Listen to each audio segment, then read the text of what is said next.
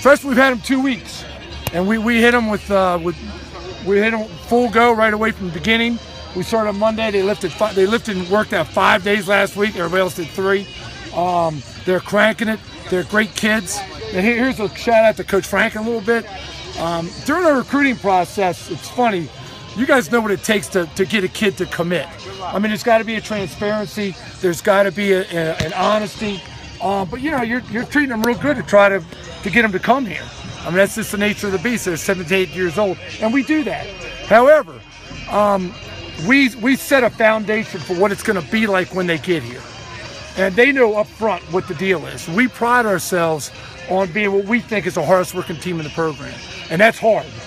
That's hard. It's not comfortable. You're out of your comfort zone. It's tough. So every one of these kids has been trained to work and to know that's the expectation here. So when they come in, a lot of programs, you got to what we call re-recruit when you come in. Like, okay, we were nice to you. Now it's time to get to work. So let's get going. These kids, you don't have to re-recruit them. They know what's up. They know the deal. They know what's expected of them. Is it not a little bit of a shock? Yeah, it's a little bit of a shock.